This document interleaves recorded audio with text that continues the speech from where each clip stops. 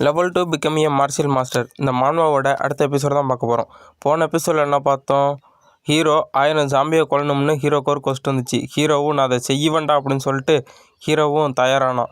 அதிலிருந்து இப்போ அடுத்த எபிசோடு ஆரம்பிக்கலாம். வாங்க வீடியோக்குள்ளே போகலாம். ஹீரோ அட்டாக் பண்ணிக்கிட்டே இருக்கான். ஹீரோ அட்டாக் பண்ண ஹீரோவுக்கு நோட்டிஃபிகேஷன் வந்துக்கிட்டே இருக்குது. 12 ஜாம்பியை கொண்டு இருக்கீங்க, 13 ஜாம்பியை கொண்டு இருக்கீங்க அப்படின்னு ஹீரோவுக்கு நோட்டிஃபிகேஷன் வந்துக்கிட்டே இருக்குது. ஹீரோவும் விடாமல் ஜாம்பியை கொண்டுக்கிட்டே இருக்கான். 16 கொல்றான், அடுத்து 17, 18, 19ன்னு போய்கிட்டே இருக்குது. ஹீரோ ஜாம்பி நிறையா அடித்து நவத்திக்கிட்டு இருக்கான். ஹீரோ 26 ஜாம்பியை கொண்டுடுறான். ஹீரோ அட்டாக் பண்ணிக்கிட்டே சொல்கிறான், இந்த பிளட் ஜாம்பியை கொள்றது தண்ணி கொஞ்சம் கடினமாக இருக்குது. என்னோடய பிசிக்கல் அட்டாக் அது மேலே ஒர்க் ஆக மாட்டேங்குது. அதனால தான் என்னோடய மார்ஷியல் பவரை பயன்படுத்த வேண்டியதாக இருக்குது.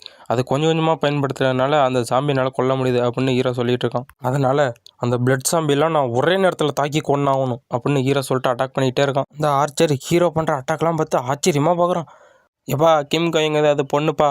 அந்த பொண்ணு ஹீரோ பார்த்து சொல்லுது, இவன் முட்டாளாக இருப்பானோ, அவன் ஒரு சப்போர்ட்டிங் கேரக்டர் தானே, அவன் இப்படி பைத்தியமாட்ட அட்டாக் பண்ணிகிட்டு இருக்கான் அப்படின்னு ஹீரோ பார்த்து பேசிக்கிட்டு இருக்கு.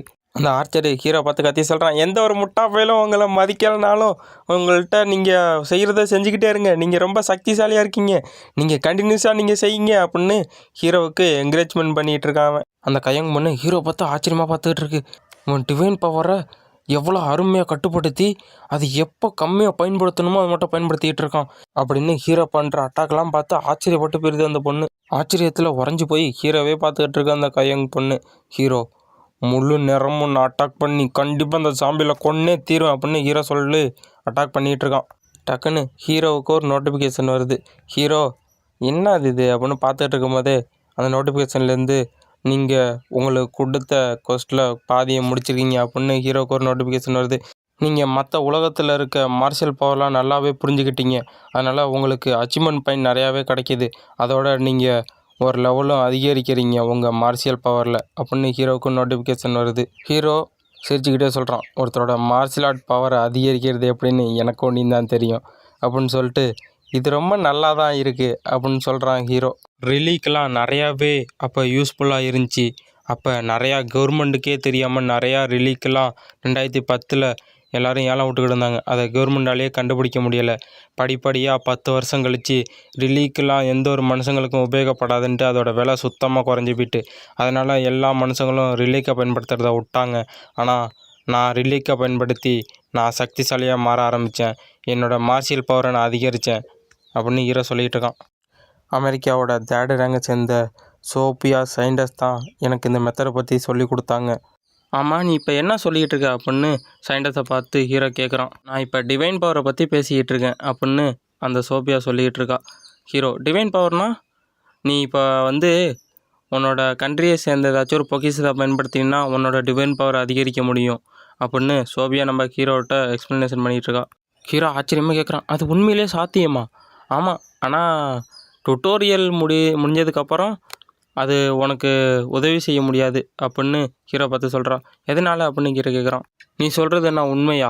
ஆமாம், இல்லைன்னா நான் எப்படி ஒரு சயின்டிஸ்டாக மாறி இருப்பேன், நீயே சொல்லு அப்படின்னு ஹீரோ பார்த்து சோபியா கேட்டுக்கிட்டு இருக்கா. நீ நீண்ட நாளாக உன்னோட நாட்டோட பொக்கிஷத்தை வச்சு வேண்டுனா அதுலேருந்து உனக்கு டிவைன் பவர் கிடைக்கும். ஆனால் ஒவ்வொரு பொக்கிஷமும் ஒவ்வொரு மாதிரியான டிவைன் பவரை கொடுக்கும் அப்படின்னு ஹீரோவுக்கு எக்ஸ்ப்ளனேஷன் கொடுத்துக்கிட்டு இருக்கா சோபியா. ஹீரோவும் அடாச்சே இதெல்லாம் நம்மளுக்கு புரியாதே அப்படின்னு ஹீரோ பார்த்துக்கிட்டு இருக்கான். இந்த பயிற்சி நேரத்தில் எனக்கு இந்த தகவல் சொன்னதுக்கு ரொம்ப நன்றி அப்படின்னு ஹீரோ சோபியா பார்த்து நட சொல்கிறான். ஆமாம், இப்போ இந்த நினைவு சின்னம்னா அவங்கள்ட்ட இருக்குதா அப்படின்னு ஹீரோ சோபியா பார்த்து கேட்குறான். இருக்குன்னு தான் நினைக்கிறேன். என்கிட்ட இப்போதைக்கு ஒரு 40 இருக்குன்னு நினைக்கிறேன்.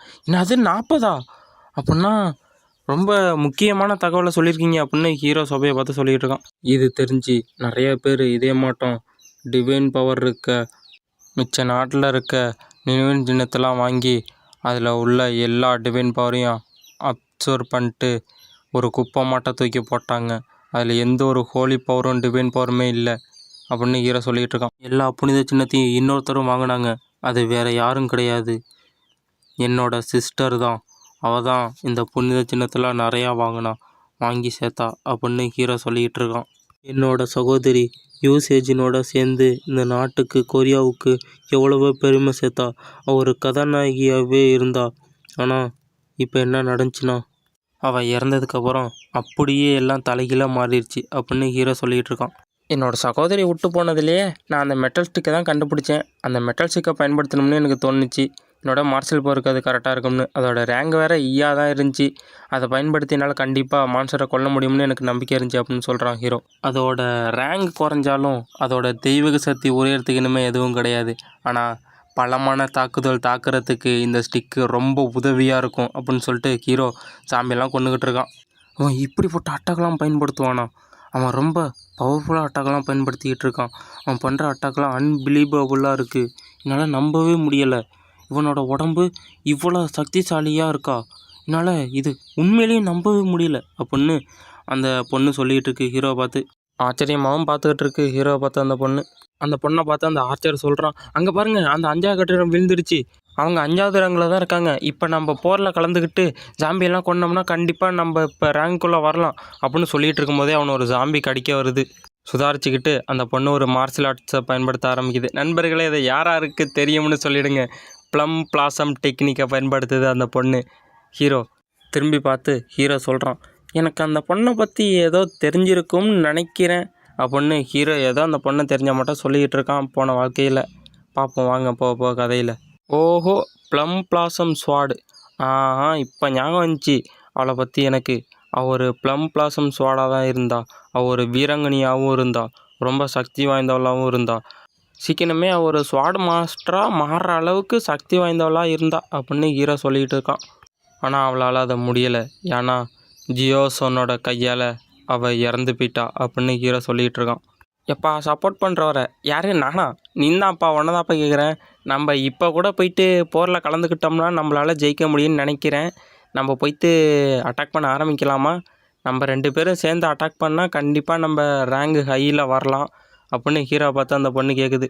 சரி, இப்போ ஸ்டேட்டஸ் போர்டில் பார்ப்போம் எவ்வளவு தான் வந்திருக்குன்னு அப்படின்ட்டு ஹீரோ ஸ்டேட்டஸ் போர்டை ஓப்பன் பண்ணி பார்க்குறான். ஸ்டேட்டஸ் போர்டை ஓப்பன் பண்ணோன்னே எவ்வளவு கொலை பண்ணியிருக்கோம்? 1397 கொலை பண்ணியாச்சா? 5வது ரேங்க் வர வந்துட்டோமா அப்படின்னு ஹீரோ பார்த்துக்கிட்டு இருக்கான். டைம் வேறு கம்மியாக தான் இருக்குது. 1.5 மணி நேரம் தான் இருக்குது. அதுக்குள்ளேயும் நம்மளால் இதை முடிக்க முடியுமா அப்படின்னு ஹீரோ யோசிச்சுக்கிட்டு இருக்கான். ஆஹா, இது எனக்கு ரொம்ப அற்புதமான நாள்னு நினைக்கிறேன். ஏன்னா நீ பயன்படுத்தினது ப்ளம் பிளாசம் சோடை தானே அப்படின்னு அந்த ஆர்ச்சர் அந்த பொண்ணை பார்த்து கேட்டுக்கிட்டு வந்துக்கிட்டு இருக்கான். இது என்னால் நம்பவே முடியலை. அதுவும் என்னை காப்பாற்றுறதுக்கு அந்த ப்ளம் பிளாசம் சோடை பயன்படுத்தினியா அப்படின்னு அந்த பொண்ணை பார்த்து அவன் கேட்டுக்கிட்டு இருக்கான். டைம் முடியறதுக்குள்ளேயே நம்ம எப்படியாச்சும் இதை முடிச்சாகணும்னு சொல்லிட்டு ஹீரோ அங்கேருந்து ஜம்ப் பண்ணுறான். சப்போர்ட்டர் எங்கே போகிறீங்க அப்படின்னு கேட்கும் போதே, நான் கீழே போகிறேன் அப்படின்னு சொல்லிட்டு கீழே குதிக்க போகிறான். ஆமாம், இவன் என்ன பண்ணுறான்? பொசுக்குன்னு கீழே குதிச்சிட்டான். கீழே போய் என்ன பண்ண போகிறான் அப்படின்னு 2 பேரும் பார்த்துட்டு இருக்கோம். நம்ம ஹீரோ வேகமாக கீழே குதிச்சிக்கிட்டு இருக்கான். குதிச்சிக்கிட்டு இருக்கும் போதே தன்னோட அந்த ஸ்டிக்கில் மொத்த பவரையும் போர்ச் பண்ணுறான். போர்ச் பண்ணி ஒரு அட்டாக் பயன்படுத்துகிறான் ஹீரோ குதிக்கும் போதே சொல்கிறான், என்னோட மொத்த பவரையும் ஒன்று சேர்த்து நான் அந்த அட்டாக்கை பயன்படுத்த போகிறேன். என்னோட மொத்த பவரையும் ஒன்று சேர்க்குறேன். கண்டிப்பாக இந்த அட்டாக்லேருந்து அதுங்களால் தப்பிக்கவே முடியாது. எல்லாத்தையும் ஒரே அட்டாக்கில் வெட்டி வீசுகிறேன் அப்படின்னு சொல்லிட்டு பவர்ஃபுல்லான ஒரு அட்டாக்கை பயன்படுத்தி அந்த சாம்பிஸ் மேலாம் அட்டாக் பண்ணுறான். கண்டிப்பாக இவன் மான்ஸ்டர் தான் அப்படின்னு அந்த ஆச்சரிய ஹீரோவை பார்த்து ஆச்சரியமாக பார்த்துக்கிட்டு இருக்கான். ஒரு வழியாக நம்ம இங்கே இருக்கிறோம். நம்ம தான் இப்போ இந்த 10 கோபுரத்தில் ஃபஸ்ட்டு பிளேஸை பிடிச்சிருக்காமா? ஒரு வழியாக முடிஞ்சிருச்சா அப்படின்னு ஹீரோ பார்த்துக்கிட்டு இருக்கான். எப்பா கொஸ்டில் எவ்வளவு முடிச்சிருக்கோம்? 1000 சாம்பி கொள்றதுக்கு 560 சாம்பி கொண்டாச்சா? அடுத்த ஸ்டேஜ் வரும்போது முடிச்சுக்கலாம் அப்படின்னு சொல்லிட்டு கேம் ஓவர், நீங்கள் இங்கேருந்து வெளில போகிறீங்க அப்படின்ட்டு ஹீரோவுக்கு நோட்டிஃபிகேஷனே வந்துருச்சு. ஹீரோவும் இங்கேருந்து வெளில போகிறான். ஹீரோக்கிட்ட அந்த ஆர்ச்சர் வந்து பேசிகிட்டு இருக்கான். மிஸ்டர் சப்போர்ட்டர், நீங்கள் ரொம்ப அமேசிங்காக சண்டை போட்டிங்க. நீங்கள் பண்ணதுக்கெல்லாம் ரொம்ப நன்றி அப்படின்னு ஹீரோ பார்த்து அந்த ஆர்ச்சர் சொல்லிகிட்டு இருக்கான். ஹீரோ நினைக்கிறான், நம்ம கொஞ்சம் பவர் இன்னும் கொஞ்சம் கெயின் வந்துட்டு மிச்சம் இருக்க இந்த கொஸ்டையும் முடிச்சிடணும்.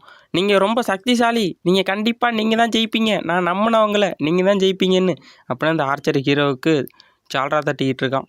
அந்த கையங் பொண்ணு ஹீரோ பண்ண அட்டாக்கே போய் பார்த்துக்கிட்டு இருக்கு. அன்பிலீவபுள், இதுக்கு வாய்ப்பு இருக்கா? கண்டிப்பாக அதுக்கு வாய்ப்பே கிடையாது. வெறும் ஒரு அட்டாக்கில் இவன் எப்படி இவ்வளோ செஞ்சான் அப்படின்னு ஹீரோ பார்த்து ஆச்சரியமாக பார்த்துக்கிட்டு இருக்கா அந்த பொண்ணு. ஆர்ச்சரு ஹீரோ பார்த்து சொல்லிட்டு போகிறான், நம்ம இன்னும் கொஞ்சம் காலம் கழித்து சந்திக்கலாம். நம்ம மறுத்திருப்பியும் டீம்மேட்டாக இருந்தால் எனக்கு ரொம்ப சந்தோஷமாக இருக்கும் அப்படின்னு ஹீரோ பார்த்து சொல்லிட்டு போகிறான். டக்குன்னு அங்கிட்ட ஒரு சவுண்டு இருக்குது. மிஸ்டர் சங்ஜான், யார் அது? ஓ, ப்ளம் பிளாசம் ஸ்வாடா? ஆமாம், என்ன வேணும் உனக்கு அப்படின்னு ஹீரோ அந்த பொண்ணை பார்த்து கேட்குறான். ஆமாம், என்ன உங்களுக்கு தெரியுமா? எப்போயாச்சும் உங்களை சந்திச்சிருப்பேன் போல் அப்படின்னு ஹீரோ நினச்சிக்கிட்டு இருக்கான்.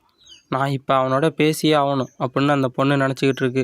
அந்த பொண்ணு ஹீரோ பார்த்து சொல்லுது, இவன் கண்டிப்பாக ட்வின் ஸ்டார் கில்டுக்கு தேவைப்படுவான். ஏன்னா இவன் அப்படிப்பட்ட ஒரு மனுஷன், கண்டிப்பாக இவனை என்னோட கில்டில் சேர்த்தே ஆகணும் அப்படின்னு ஹீரோ பார்த்தா அந்த பொண்ணு சொல்லிகிட்டு இருக்கு. இதோட இந்த எபிசோட் நெக்ஸ்ட் எபிசோட பார்க்கலாம். நான் உங்கள் அனிமி லவ்வர். நீங்கள் லைக் பண்ணுங்கள், ஷேர் பண்ணுங்கள், கமெண்ட் பண்ணுங்கள், முடிஞ்ச அளவுக்கு சப்போர்ட் பண்ணுங்கள். ஓகேவா நண்பர்களே, நெக்ஸ்ட் எபிசோடில் பார்க்கலாம். பாய்.